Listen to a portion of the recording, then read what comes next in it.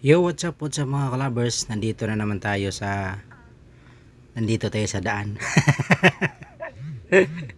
Iniisip ko kung nasaan tayo mga kalabers. Yo, so ano pala natin, no? Habang naglalakbay tayo. Kukuha na lang natin ng mag-ano lang tayo. Mag-comment lang tayo about sa yung sinasabi nilang incap. Kasi mga kalabers, dito kasi sa Luzon, sa Metro Manila mga kalabers. Umano na siya. Umaalingaw-ngaw yung tinatawag nilang incap. Dahil yung incap kasi mga kalabers, marami na kamo na nahuli dito.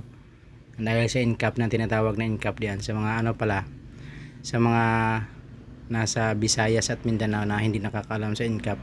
Ang incap po mga kalabers ay siya po ay pag nasa daan ka nakapokus lang po siya sa camera. Kumbaga, kung ano yung violation mo dyan sa daan, wala nang sisita sa'yo.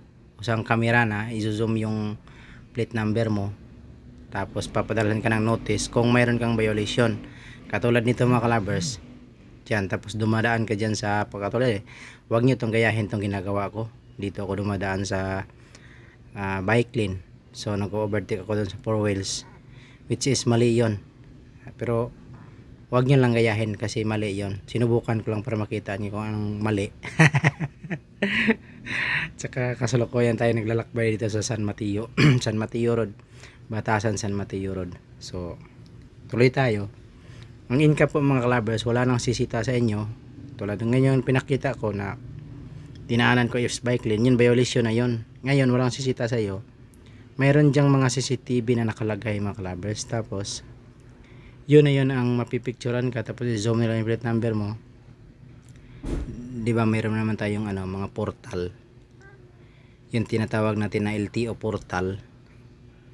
Doon makikita mo din doon pag i-check mo yung violation unsettled. So doon makikita nyo mga kalabers.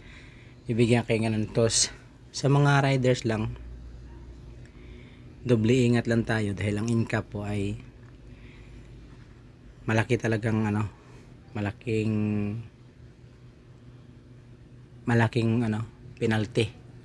Sa hindi ko nagkakamali, pinakamababa ata nila is 500 to 2,000 or more than pa mga kalabers. Hindi natin alam kasi hindi pa natin nasubukan na huli. Although dumadaan tayo sa bike lane, pero tinatakpan natin yung plate numbers natin. So wag niyong gagawin yung mga kalabers na tatakpan niyo yung plate numbers mga kalabers, kasi ngayon mayroon nang lumalabas na sa MMDA na implement na naman siguro nila na yung sinong mahuli na nagtatakip ng plate number ng mga sasakyan or motor, mayroon natang kaukulang kulong na 2 taon. So ingat lang talaga kayo mga kalabers. Ingat tayong lahat. So ako, ibinalik ko na din. Dati yung dumadaan ako dyan sa bike lane, MB file pa ginamit ko mga kalabers. Which is maliit pa naman yung number niyan. So kahit pa i-zoom nila sa camera, hindi makikita. Pero kung mahuli tayo, tapos meron tayong plaka, di natin kinakabit yun. 2 taon natin. Tapos may multa pa ata. Malaking multa. So ngayon na sila, nalingaw nga para lang sa akin. Sa akin side lang to, shout out lang sa lahat ng mga riders and drivers. Sa akin lang to, dumadaan naman kasi ako. Mayroon kasing mga incap mga kalabers along Commonwealth, Ortigas, EDSA, at saka tingin ko buong Cubao ata, kasama yung Cubao. C5 pala mga kalabers. So yan ang may mga incap, pero makikita nyo naman sa daan mga kalabers kasi mayroon mga CCTV. I-upload ko yung mayroon akong nakuha na CCTV sa along Litix mga kalabers na CCTV ng incap. I-upload ko yun sa reels. So tingnan nyo, nandyan sa mga poste ng mga kung saan man yung mga kalagay na may incap, doon yan. So ingat lang tayong lahat. Ako lang sa side ko lang mga kalabers, ato comment ko lang to. Ako siguro kung pera lang, bash lang, ibabash nyo ako, pero sa akin lang mas maganda na may incap mga kalabers. Kung hindi ka lang, kung tawagin natin na kamuti riders ka, or balasubas ka na driver. Dahil sa tingin ko mga kalabers, kahapon lang nagbabiyahe ako. Ang sarap ng biyahe mga kalabers eh. Pero hindi ko lang naranasan na mabiyahe ng umaga. Dumaan ako ng Along Commonwealth is alas 11 ata ng tanghali.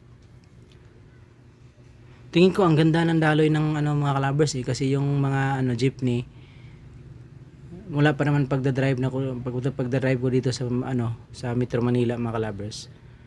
Pinaka nakita akong sakit ng ulo.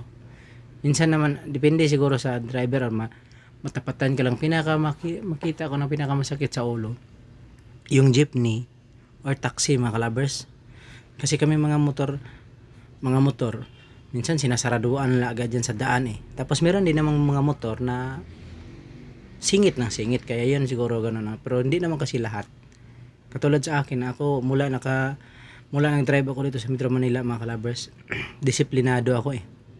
Kung nakikita ko lang yung sign or nakikita ko yung mga MMDA na nakabantay or kahit wala, basta may signboard ng road sign ba, diyan sinusunod ko ng mga kalabers. Taka yung mapagbigay ako sa mga kapwa riders. Ayaw ko nang makipagharurutan, kahit alam ko yung motor ko may kakayanan kahit makipagharurutan kaya sa akin dahil 160cc, pero hindi ko yun dahil ang inaano ko lagi yung safety natin. Sa tingin ko mga kalabers, mas maganda may in-cap eh. Comment kayo mga riders diyan na galit sa in-cap. Dahil kahapon lang ang ganda eh, yung mga jeepney takot na takot dumaan sa bike lane, takot na takot dumaan sa motor lane dahil nga mapipicturean sila ng in-cap. Tayo namang mga motorista, takot din tayong pumunta doon sa may POG lane sa mga four wheels dahil pareho tayong lahat na magkaka-violation din, parang ganon. So ibig sabihin yan mga kalabers is disiplina.